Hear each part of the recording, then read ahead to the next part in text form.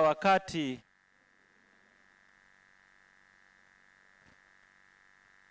wapendwa katika Kristo, pamoja na kwamba tumekuja kwenye hija leo siku ya Jumapili, tunaazimisha Dominika ya neno la Mungu. Tuna bahati kwamba katika Dominika ya neno la Mungu tumekuja kufanya hija hapa Kishomberwa.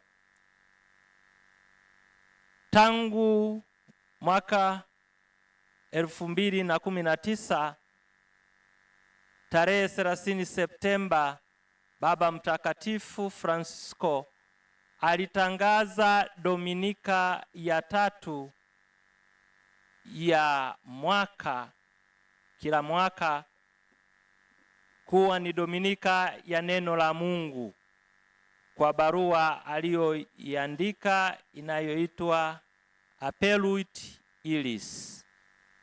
Kwa hiyo anatutaka sisi sote tuazimishe Dominika hii kama Dominika ya neno la Mungu. Na kwa nini ametaka hivyo? Alitaka kanisa liweze kutambua na kutoa umuhimu wa neno la Mungu kwa kuweka siku hii maalum. Kama tunavyofahamu, neno la Mungu katika kanisa Katoliki alipewi umuhimu sana. Sasa Baba Mtakatifu kwa kutoa Dominika hii au kuweka Dominika hii, anataka tutoe umuhimu wa neno la Mungu. Ndio maana wale ambao tumekuwa na mikutano pamoja, meona tunaanza kusoma neno la Mungu kabla ya mkutano.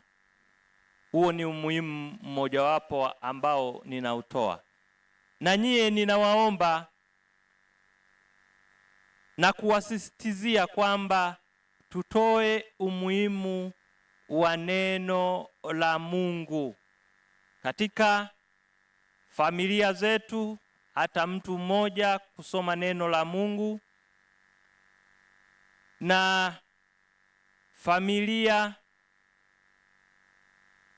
hata jumuiya ndogo ndogo. Tutoe umuhimu wa neno la Mungu kila sehemu tunapokuwa. Na hasa sisi wa Katoliki tumekuwa tutoi neno la Mungu. Tunasisitiza mahubiri tu au maneno na maelezo, lakini neno la Mungu alitiliwi umuhimu sana. Kwa hiyo Baba Mtakatifu kwa kupitia maongozi ya Roho Mtakatifu mwaka 2019 aliona hilo, na anataka sisi wahubiri, maaskofu tusisitize kwenu kwamba tusisahau neno la Mungu. Neno la Mungu ni taa ya kuniongoza, kama tunavyosoma katika Zaburi ya 119 aya ya 105. Neno la Mungu ni taa ya miguu yangu na mwanga wa njia yangu. Baadhi ya waamini wa madhehebu mengine unaona wanavyotoa umuhimu wa neno la Mungu, na wengine huwa anadiriki kwenda kanisani na neno la Mungu, yaani Biblia, wakionyesha kwamba hiyo ndiyo taa yao ya kuwaongoza. na sisi tunasisitiza katika shughuli mbalimbali tunazokuwa nazo, mikutano ya aina mbalimbali ya kidini na isiyo ya kidini, hata kabla ya kula nyumbani tusome neno la Mungu, au tunapokuwa na muda tutafakari neno la Mungu, tusome na kulitafakari neno la Mungu. Na hiyo inawasisitiza sehemu yoyote mnapokuwa, watoto wetu wanapokuwa shuleni, sehemu mbalimbali ambazo zinaruhusu tusome neno la Mungu. Na Mtakatifu Jerome anasema tusipofahamu na kuelewa neno la Mungu, hatuwezi tukamwelewa Kristo. Ignorance of the Bible, ignorance of Christ. Tumesikia huyu Mtakatifu Yohane Maria Mzee alitoa umuhimu katika umuhimu wa katekisimu kwa wakati wake.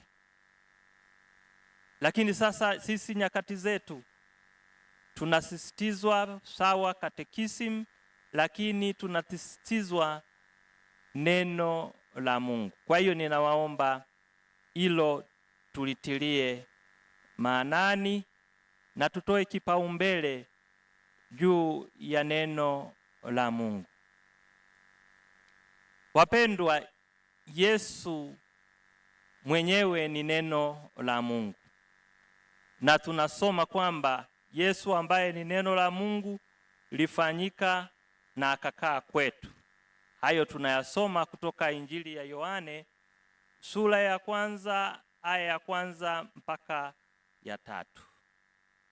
Na pia tunaambiwa kuwa Yesu ni nuru ya ulimwengu. Hayo tunayasoma katika Injili ya Yohane sura ya 8 aya ya 12. Na Kristo mwenyewe ametuambia anayetaka kumfuata ana budi kulishika neno lake. Hayo tunayasoma sana katika Injili ya Yohane. Kwa hiyo wapendwa, tunapoadhimisha Dominika ya neno la Mungu na kufanya hija, ninawaomba tutoe kipaumbele kwa neno la Mungu katika mikusanyiko yetu na sehemu yoyote tutakapokuwa. Wapendwa katika Kristo, pia katika Dominika ya leo tunafunga juma la kuombea umoja wa kanisa. Nina imani wapendwa mapadre, mmewaongoza waamini kuombea umoja wa kanisa katika juma ambalo lilianza tarehe 18, sasa ni tarehe 25 na leo, kama isingekuwa siku ya Jumapili, tungeadhimisha kuongoka kwa Mtakatifu Paulo. Kwa hiyo mama kanisa anatutaka katika juma hili, au amekuwa akitutaka katika juma hili, tushiriki kuombea umoja wa kanisa, na hasa nyakati zetu hizi. Nadhani mmeishaona makanisa mengi yanaota kama uyoga, na nyingine ni biashara za watu, sio makanisa. Na baadhi ya serikali ulimwenguni zimeanza kutumia makanisa haya, na hasa serikali alizoziita Mwalimu Nyerere serikali corrupt, zimeanza kutumia makanisa haya, zinawavisha nguo za kiaskofu, watu wa kawaida ambao sio maaskofu. Nimeona jana, nadhani ni jana au juzi, kwenye mitandao, mama mmoja amevalia kama askofu. Nadhani labda na nyie walio wengi mmeona. Amevaa kwa mavazi meupe, alafu ametia hata zucheto. Nikashangaa, nikasema sasa haya ndiyo mambo nigoma ijalerago. Kwa hiyo ndipo tulipo. Dini za uongo zimeanza kuingia, na zilianza kuingia tangia hata baada ya Yesu, na sasa hivi zimeingia kwa kasi. Na baadhi ya waumini kwa sababu ya matatizo mbalimbali wanakuwa wateja wa dini hizo. Ndio maana sisi kama kanisa Katoliki tuna washauri na kuwasisitiza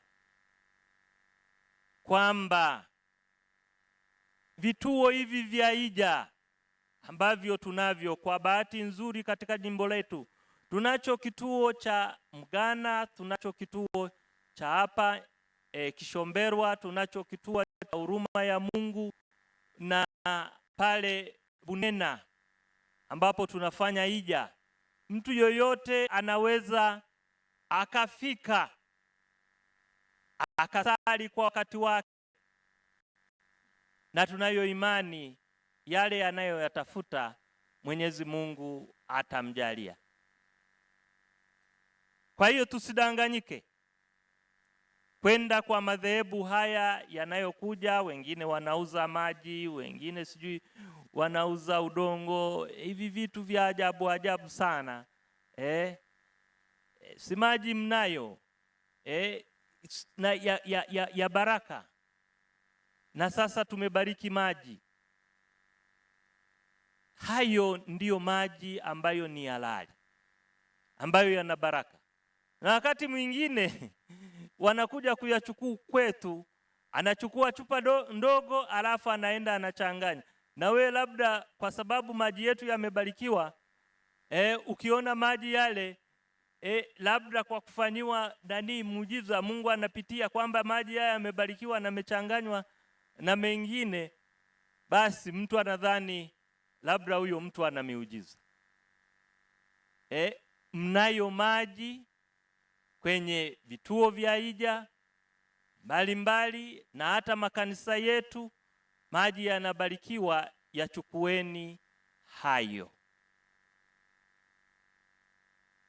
Kwa hiyo siku ya leo tunapofunga juma la kuombea umoja wa Kristo, somo la pili limetuelekeza vizuri.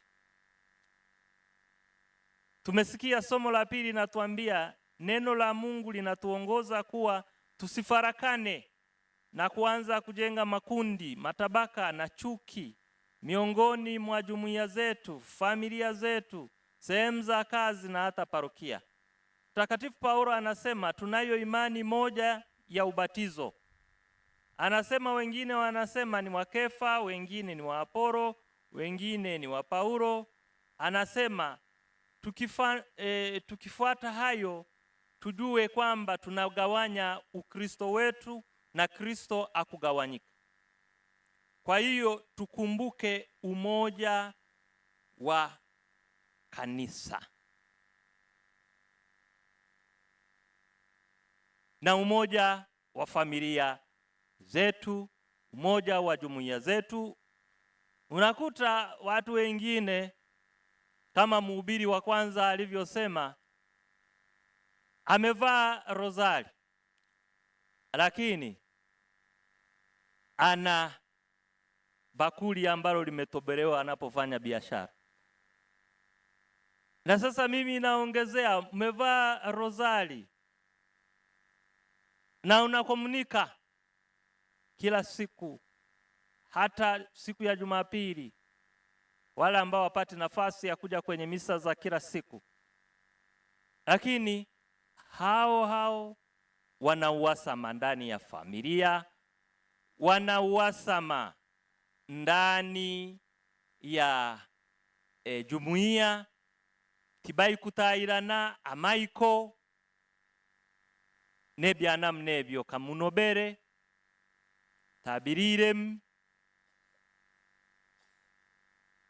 Kwa hiyo tunapozungumzia umoja wa kanisa,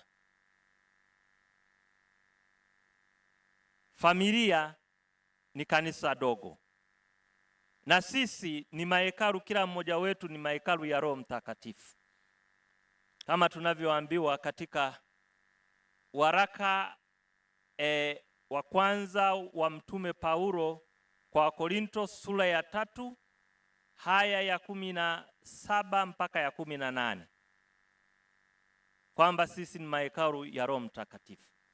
Pia ni familia ni kanisa dogo, na jumuiya ni makanisa. Lakini utakuta humo tunapoenda, labda jumuiya iko kwenye familia fulani, aliyevaa rozari aendi kwenye jumuiya hiyo au kwenye familia hiyo. Tunasema sisi ni Wakristo. Tunaloambiwa ni kwamba tuongoke. Umevaa rozari au msalaba, Mkristo mwenzako anakuja, hata asiye Mkristo, awe wa dhehebu lolote au dini lolote, unamhudumia, unamuomba rushwa. Na nakumbuka baada ya uchaguzi, askofu wa Iringa aliwaambia wale waliosimamia uchaguzi wote waende waungame, mambo mlioyafanya sio ya kweli. Na mimi nawaambia tumevaa rozari, tuna kila kitu lakini ndio tunaenda kufanya mambo mangafara. Tumuombe Mungu atusaidie na tuwe tayari kuongoka. Tunahitaji kufanya nini? Kuongoka. Takatifu Yohana Maria Mzee tumeisha sema alikuwa mkweli, alikuwa anaishi dini yake kweli kweli. Kwa hiyo na sisi tunapotoka kwenye hija, kama tulivyofundishwa, twende tuishi dini yetu kikweli kweli, tutende haki na tuishi haki. Na tunapo fanya hayo, tumesikia katika Injili wale mitume walioitwa na Bwana wetu Yesu Kristo walimfuata, hawakurudi nyuma. Na sisi tunapotoka hapa, tutoke na maamuzi kwamba hatutarudi nyuma. Kila mmoja anajua udhaifu wake. Tujitahidi kumwomba Mungu kupitia maombezi ya Mtakatifu Yohana Maria Mzee, tusirudi kwenye mashimo ambayo tulikuwemo, tusirudi kwenye vilema ambapo tulikuwa tupo. Mitume walioitwa tuliowasikia katika Injili hawakurudi nyuma, walienda mbele, walimfuata Bwana wetu Yesu Kristo. Na wengine walipoambia kufia dini, kama Mtakatifu Petro, Mtakatifu Yakobo, wote hao walifia dini. Na ndiyo maana tunapoadhimisha kumbukumbu zao au sikukuu zao, sababu mitume wengi huwa tunazifanya sikukuu tunapoadhimisha siku zao, kumbukumbu zao, wengi huwa tunavaa mavazi mekundu kama tuliyovaa siku ya leo, kuashiria kwamba huyu alimwaga damu. Hawa watakatifu mitume walimwaga damu, na Mtakatifu Yohana Maria Mzee amemwaga damu, na sisi nyie waliovaa mavazi mekundu siku ya leo, na sisi tuliovaa mavazi mekundu, tukiashiria damu ya Yohana Maria Mzee, tujitafiti jinsi tunavyoishi Kristo wetu. Ni wazi tukimaliza misa mavazi hayo tutavua, lakini Ukristo wetu tutakuwa tumeuficha, au Ukristo wetu utajionyesha katika ofisi tulipo, utajionyesha katika familia tulipo, katika jumuiya tulipo. Tutapambana na uovu ambao unaletwa na kutotoa haki na kutosema ukweli, au hapana? Tumuombe Mtakatifu Yohana Maria atuombee safari tunayoenda kuianza siku ya leo baada ya hija. Tumsifu Yesu Kristo. Mungu ni mwema kila wakati.